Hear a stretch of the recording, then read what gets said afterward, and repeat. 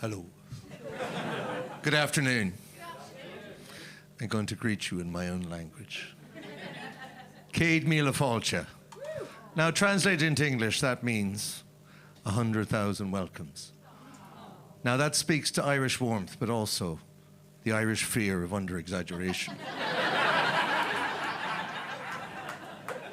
Now, I'm going to kick off with a quotation, very literary situation we're going to have here, and two poems. So who's heard of W.B. Yeats? Oh, there we go. What a great start. Just like having 100 politicians drowning in the Thames. Now, Yeats said, "Sure, there are no strangers, only friends we haven't met yet." Isn't that lovely? Ah. Now, you know something for me, and this is really personal and serious. There's nothing more beautiful a sound in the world than the laughter, the sincere laughter of your real friends. Now, putting those two thoughts together, let's see how we get on together.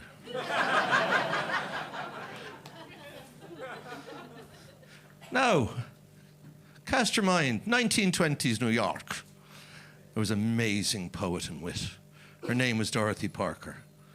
She was a founder member of a fantastic lunch club called the Algonquin Round Table, more aptly named the Vicious Circle. And one of her rivals, a nasty, nasty man called Robert Benchley, he said to her, "You think you're a great poet? I'll give you a challenge. I'll come up with 3 words you have to put into a poem. Immediately." She said, "I accept your challenge. What are the 3 words?" He said, "Under the table." Immediately she came back. "Drink," by Dorothy Parker.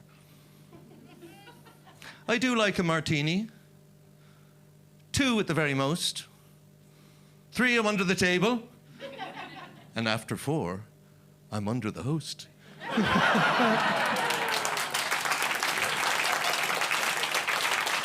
Now, my parents, when I was a young fella, did worry about me. Sure, my track record with women was terrible.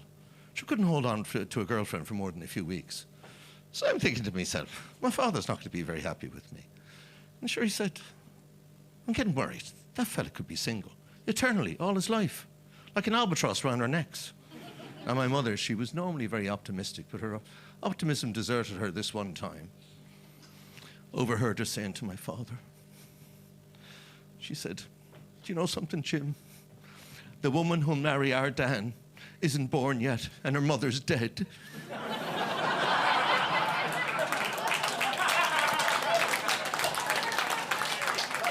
And she knows something. That wasn't the only way I blotted me copybook. And I was an awful fella now for every time there was a wedding, I'd embarrass myself. Take, for example, me Aunt Angela, favourite aunt. "Hello, Danny. I haven't seen you for years. You're looking great." I said, "Thanks, Angela. Now, how old would you be now, Danny?"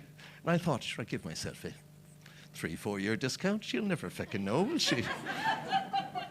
So she said, "Danny, that would be a lie." She was quite upset with me. And I said, "But sure, what age do you think I am?" She gave me my age, the years, the months, and the days exactly. And I looked at her, I said, "Jesus, Angela, you're scaring the feck out of me now. You're like a stalker. How could you possibly know that?" She said, "Danny, next time you come to one of these events, when you choose an aunt to lie to about your age, don't choose the aunt who married your uncle on the day you were born." So let me tell you a story of 2 things that I like a lot: sport and romance. So this is a wonderful big fella. He was a great rugby player, stellar he was. His name was Tomás O'Herlihy, born in Cork, selected in 1962 for the Lions tour. And he was in Australia at the British Embassy in Sydney. And he saw this absolute vision, this beautiful woman, Lady Glenageary, scion of the great Anglo-Irish society. And he looked at her and he was smitten. And she looked at him and she saw this man, nearly 2 meters tall, 125 kilos. She thought, this is an Adonis to be adored. Scroll on several years. He's retired now from rugby. He's there in the Horseshoe Bar in the very prestigious Shelburne Hotel. She strides in to the bar, sees him all on his own and thinks, oh, this is fantastic. Still infatuated with him, she walks up and she sidles up to him and says, do you remember me? Remember the free song we had in Sydney? And then she proceeds to take inventory of his dimensions. Chest, arms, waist, thighs, calves. And eventually she gets to the thing she really wants to talk about. The only thing unreported is his manhood.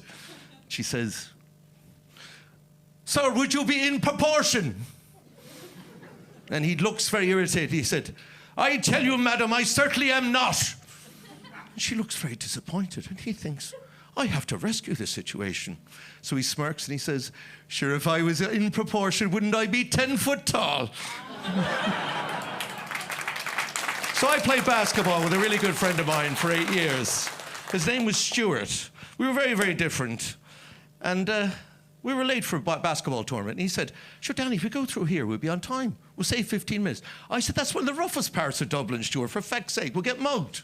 So there we are, walking through. And approaching us, there's these two really tough guys. And Stuart says, oh, I'm sorry, Danny, you're absolutely right. We are going to get mugged. So I said, don't worry, Stuart, here's the €100 I owe you. Anyway, no, friends are good. Friends are good. So there I was. I was a banker. Shh, don't tell anyone. And it was 2009. I was unemployed. I tell you, it was so bad in those days. They used to say that I played a piano in a brothel, because that was more respectable than being a banker. So anyway, get the phone call. Come on, Danny, we know you're depressed. Come over to Dublin for the crack. So I guested at their house. Stuart, the same Stuart, and his lovely wife, Bonetta. And I say, so she's trying to cheer me up. She says, sure, Danny, your face wouldn't crack a mirror. And sure, good conversationalist. You're always a gentleman with the women. Sure, if all else fails, you could be a gigolo. And I'm thinking, for feck's sake. Stuart there rushes to my defense. He says, no, sure, that wouldn't work for Danny. Sure, wouldn't he have to pay the women?